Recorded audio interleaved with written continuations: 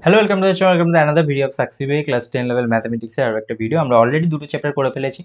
আমরা অ্যাকচুয়াল বিশিষ্ট দ্বিঘাত সমীকরণ এবং যে সরল সুদ কষা বা সিম্পল ইন্টারেস্ট আমরা করে ফেলেছি। এখন আমরা সার্কেল বা বৃত্তে রয়েছি। তো step wise in easy way সাকসিবে চ্যানেলটাকে যারা এখনো সাবস্ক্রাইব করো তারা সাবস্ক্রাইব করো এবং ফেসবুকে লাইক করে রাখো বা পেজটাকে ফলো করে রাখতে পারো, তাহলে কিন্তু কখন কোন ভিডিও আসছে সেগুলো তোমরা জানতে পারবে। তো চলো দেখে আছি কি কোয়েশ্চেন রয়েছে। দেখো আজকে যে কোয়েশ্চেনটা রয়েছে সেটা হচ্ছে 10 সেন্টিমিটার ব্যাসার্ধ বিশিষ্ট একটি বৃত্তের দুটি সমান্তরাল জ্যা এর দৈর্ঘ্য 16 সেন্টিমিটার এবং 12 সেন্টিমিটার। জ্যা দুটির কেন্দ্রের একই পার্শ্বে অবস্থিত। ঠিক আছে, এদের মধ্যে দূরত্ব কত? দেখো 10 সেন্টিমিটার ব্যাসার্ধের একটি বৃত্তের দুটো সমান্তরাল জ্যা, এবং তাহলে দেখো এইখানে ছবিটা একটু অন্যরকম আছে, কারণ ব্যাপারটা হচ্ছে দেখো দুটো দিকের ব্যাসার্ধটা সমান, বা স্টিল এই ছবিটা দিয়ে বোঝানো যাচ্ছে। ঠিক আছে, কারণ এই জায়গাটা বড় করে দেখানো হয়েছে। আচ্ছা দেখো বলছে 10 সেন্টিমিটার ব্যাসার্ধ, তার মানে ও এটা 10। ঠিক আছে, জ্যায়ের দৈর্ঘ্য বলছে সমান্তরাল দুটো, মানে এই দুটো দৈর্ঘ্যটা সমান, মানে ইএফ এর এই যে এবি আর সিডি এর মধ্যে যে গ্যাপ সেটা সবসময় সমানই থাকছে। আচ্ছা, আরেকটা কি বলেছে, জ্যায়ের দৈর্ঘ্য 16 সেন্টিমিটার আর 12 সেন্টিমিটার। তার মানে 16 সেন্টিমিটার কোনটা হবে? যেই জ্যাটা সেন্টার পয়েন্টের কাছে হবে তার দৈর্ঘ্য বেশি, যত সেন্টার পয়েন্ট থেকে দূরে যাবে তত দৈর্ঘ্য কম হবে। তাহলে এবি যেটা সেন্টার পয়েন্টের কাছে আছে তাই এটা হবে 16, আর সিডি যেটা সেন্টার পয়েন্ট থেকে দূরে আছে তাই এটা হবে 12। ঠিক আছে, ক্লিয়ার? আচ্ছা, ওবি ওএ যেমন 10 সেরকম ওসিও 10, তাই না? ওএ যেমন 10 ওসিও কিন্তু 10। যাই হোক, আমরা দেখছি ওয়ান বাই ওয়ান যাও। তো ট্রায়াঙ্গেল ফার্স্টে ও এ ই, ট্রায়াঙ্গেল ও এ আর ই, এই যে ছোট ট্রায়াঙ্গেল, এটার মধ্যে আমরা দেখছি ব্যাপারটা কি হচ্ছে।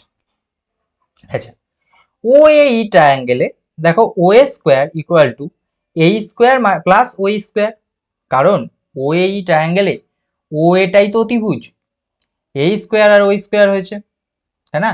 ও এ আমি বলে রেখেছি 10, এই এই বলছে 8, কারণ ইটা হচ্ছে এটার মিড পয়েন্ট। 16 সেন্টিমিটার এবি হলে এই আমার হবে 8 হয়েছে। ওই ভ্যালু ওইটা আমি ক্যালকুলেট করতে চাইছি এখান থেকে। ঠিক আছে, তাহলে এখানে 100 মাইনাস 64, তাহলে চলে আসবে আমার 36। তার মানে ও ই হয়ে গেল আমার 36। ঠিক আছে, সরি ওই 36 নয়, ওই স্কোয়ার 36, ওই স্কোয়ার হচ্ছে 36, তার মানে ওই হচ্ছে রুট অফ 36, তার মানে হবে 6, 3টা হবে না, ওই হয়ে যাচ্ছে 6।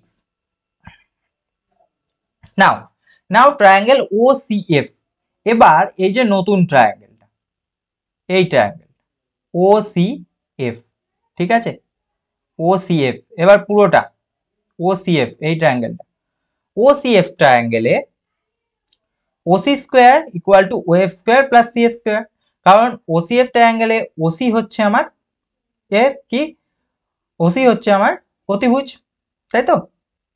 তাহলে OC square equal to O F square, তার মানে এই পুরোটা ও এফ স্কোয়ার, আর হচ্ছে আমার সি এফ স্কোয়ার। ক্লিয়ার? তাহলে ওসি ওসি স্কোয়ার 10 স্কোয়ার, কারণ ওসিও তো একটা ব্যাসার্ধ, তাই ওসি 10 স্কোয়ার, ও এফটা বের করব। আর সিএফ, সিএফ 6 স্কোয়ার, সিএফ সেটা 6। কেন সিএফ 6? সিডি যদি আমার 12 বলেছে, তার মানে এফ ও মিডল পয়েন্ট, তাহলে এটা 6 হয়ে যাবে, তাই তো? তা 10 square 6 square, 10 square minus 6 square, 100 minus 36, 64। তাহলে ও এফ স্কোয়ার, ও এফ স্কোয়ার সেটা হচ্ছে আমার 64, তাই তো? তাহলে ও এফ কত হবে? রুট ওভার 64, তাহলে হয়ে যাবে ওটা 8। তাহলে ও এফ, ও এফ পুরোটা ও এফ হচ্ছে 8।